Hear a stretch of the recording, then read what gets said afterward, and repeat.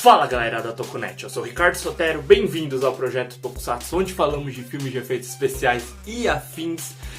E hoje eu vou falar de uma daquelas paródias que o pessoal faz de Super Sentai, que inclusive eu acho que é o único jeito de transportar Super Sentai para um público adulto sem ficar muito forçado, porque ele tem um estilo bem característico, né? Mas isso é assunto para outra discussão. Então, pegue o seu robô gigante, pois hoje nós vamos falar de Kanpai Senshi After 5. A série ela gerou 2 temporadas com 12 episódios, sendo que a segunda era chamada de Shin Kanpai Senshi After 5. E o retorno ele foi tão satisfatório que os executivos eles chegaram sim a falar de uma terceira temporada e até mesmo de um filme. Só que já tem 6 anos que a segunda temporada acabou e até agora ainda não se concretizou. Na trama, nós acompanhamos os Ongo Senshi Treasure 5. Eu espero que Treasure de tesouro seja dito assim, né? Treasure. Que são nada mais do que uma repartição pública criada pelo governo para combater as ameaças que as forças de segurança não conseguiram combater. Sim, eles nada mais são do que funcionários públicos, tanto que fica bem claro na série que eles têm que ou fazer concurso ou passar num teste para se tornar heróis, diferente da maioria dos Sentais, que muitas vezes eles têm que ser escolhidos e tal, apesar que muitos Sentais também são repartição pública, né? Decarendia, Patrendia... mas vamos voltar pro Treasure 5. Só que o fato deles serem conhecidos pelo happy hour que eles fazem depois do expediente fez a equipe ser conhecida como Kanpai, que é o barulho do brinde ali, tipo Tintin, apesar que Tintin não é uma coisa legal de se dizer no Japão. Kanpai Senshi After 5, tipo os guerreiros Tintin depois das 5. E isso me fez pensar, eles trabalham no horário comercial? Porque se for, os vilões também trabalham? Ou por que eles não atacam depois do horário comercial? Ou será que eles ficam de plantão? O que você acha? Deixa aí nos comentários. Agora nós vamos falar de cada membro de uma maneira mais particular. Começando pelo Red, que nada mais é chamado de Red, não mostra o nome de batismo dele. Que ele é aquele líder idealista, que nada mais é do que o encarregado da repartição ali, apesar que ele não é o supervisor. E ele é aquele líder idealista que tá sempre tentando colocar todo mundo nas rédeas. Mas com o tempo ele vai cansando e entra na brincadeira, entra na bagunça também. O personagem, ele é interpretado por Ryota Murai, que caso você não conheça, ele foi o Kamen Rider Kuga, não da série Kamen Rider Kuga, e sim o Kamen Rider Kuga de Kamen Rider Decade, tanto da série do Decade quanto os filmes. E agora nós podemos falar do Blue, que é aquele cara mais arrogante, que ele demonstra toda aquela pompa, como se ele soubesse mais que todo mundo, mas no final ele não é nada disso, tanto que com o tempo ele vai ficando até mesmo um pouco mais caricato. Ele é interpretado por Kazuki Kato, que também já foi um Kamen Rider. Olha só, ele foi o Kamen Rider V3 no filme Kamen Rider The Next e também Kamen Rider Drake no Kamen Rider Kabu. O Green, que é o geek da equipe, inclusive ele é o único que a arma dele é mostrada. Tipo, todo mundo tem a sua arma ali, que geralmente é uma espada, como todas aquelas espadas de brinquedo, como toda arma do Super Sentai, que meio que ela se eletrifica e acende. Ele é mostrado que ele tem um boomerang além dessa arma, sendo sim uma referência a outro herói de Sentai, mas isso é assunto para outro vídeo que está vindo aí futuramente. Ele é interpretado pelo comediante Tsubasa Morinaga. Não, peraí. É Tsubasa Tominaga mesmo, que infelizmente eu não achei muitos trabalhos dele pra dizer aqui. A Pink, que ela vai contra todo aquele estereótipo de Pink, que é sempre a fofinha, mais frágil, por assim dizer. Essa aqui, ela é diferente. Ela fuma, ela é bem mais afrontosa, ela é um pouco birrenta em alguns momentos e ela não paga a conta. Mas por quê? Porque ela sempre vai ao banheiro quando a comanda chega e só volta depois que todo mundo pagou. Ou seja, ela é caloteira também. A personagem ela é interpretada pela idol Yu Kikawa, que já veio aqui no Brasil no Anime Friends alguns anos atrás.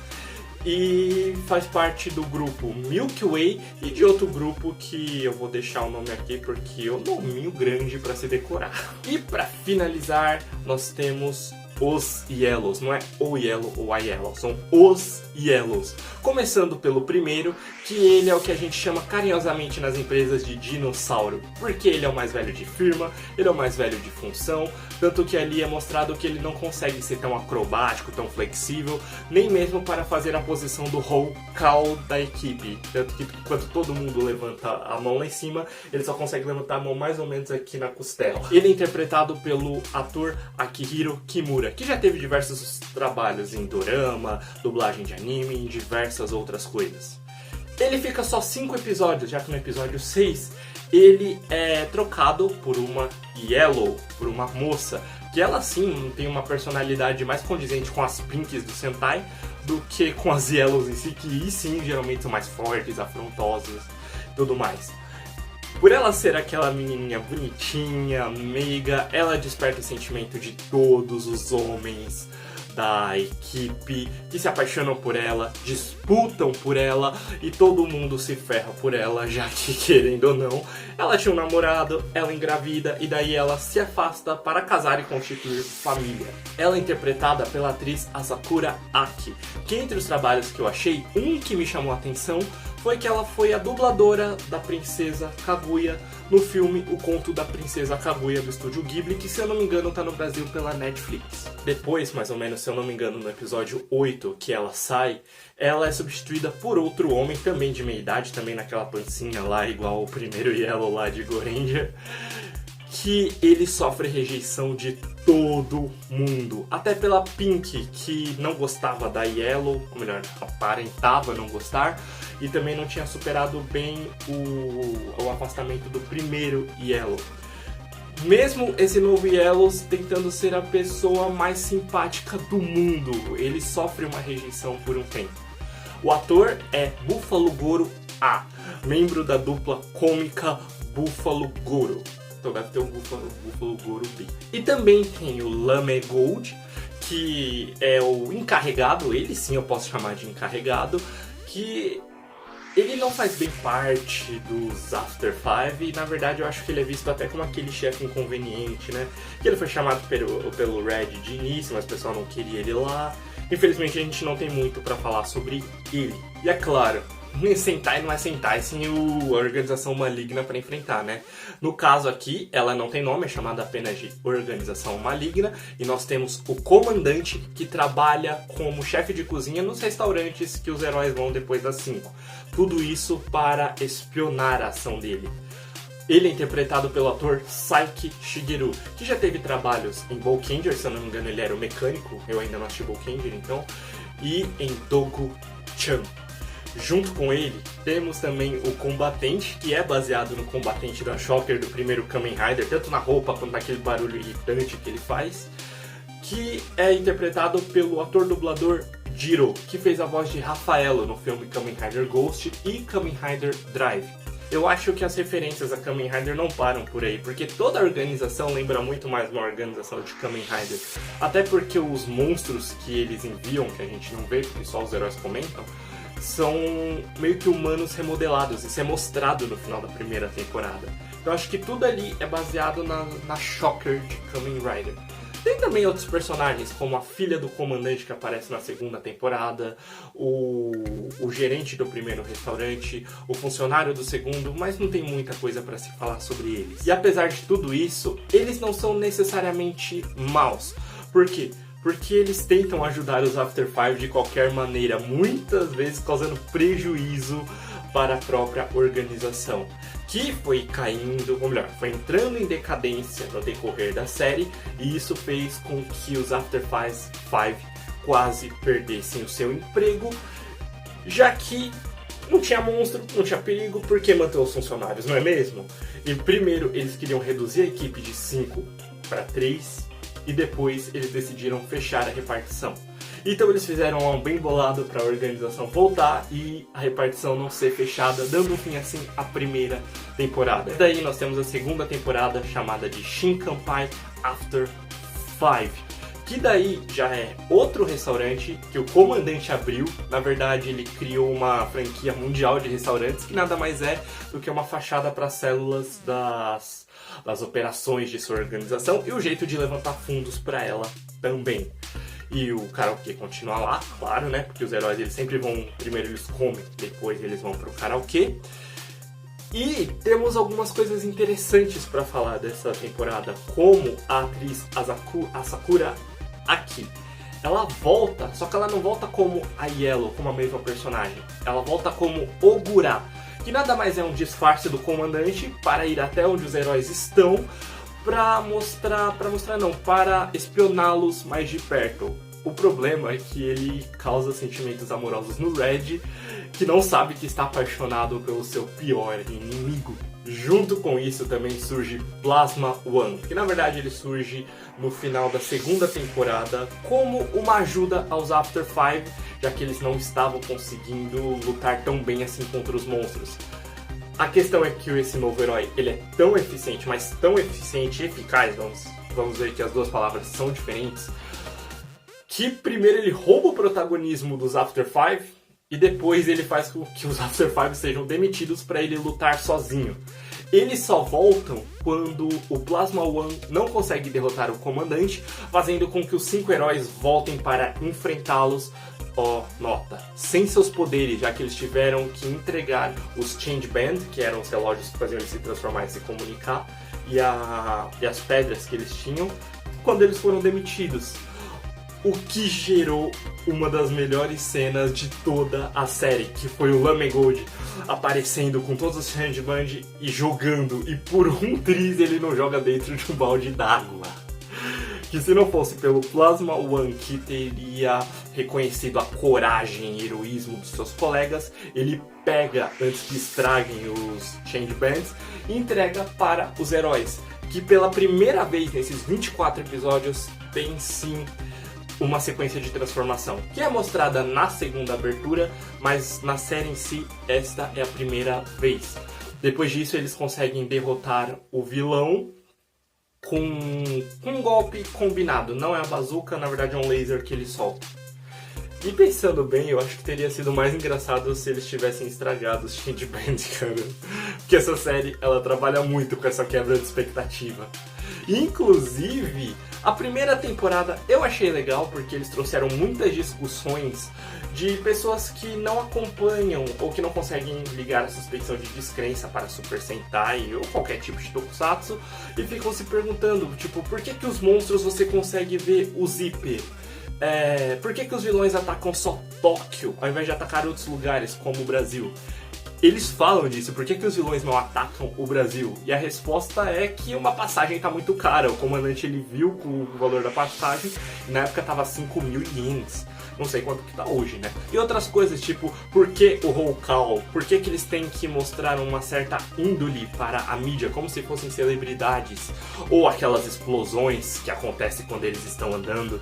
E sim, isso pelo jeito é montado pela própria empresa que eles trabalham, por causa que o primeiro Yellow, ele achou as bombas que explodem, eles nem sabiam delas, mas ele achou e cortou os fios para que elas não explodissem. Só que eu gostei mais da segunda temporada, eu achei mais engraçada, eu achei com umas tiradas bem melhores. Tem outras coisas também, como por exemplo, o Blue ele ficou mais caricato, mais bobão, não só aquele cara arrogante. O combatente também, ele quer fazer a sua própria organização maligna, então ele deixa o comandante. Tem mais um embate entre o comandante e o combatente. As situações do Red com a Ogura são incríveis, principalmente quando o comandante acaba voltando à sua forma sem que o Red consiga ver, e o jeito que ele fica é muito da hora, é muito engraçado. Mas falando de algumas coisas que incomodou também. Na verdade só teve uma coisa, que eu achei que tudo estava muito preso ao restaurante. Eu gostaria de ter visto mais da repartição que eles trabalham, eu gostaria de ter visto mais do que sabe da vida pessoal deles, de outras coisas, da casa deles, ou até mesmo das batalhas. As batalhas mostram na abertura, por que não trazer pra série? mesmo que seja de uma maneira extremamente tosca, porque a série ela aceita essa abordagem trash, porque ela é trash.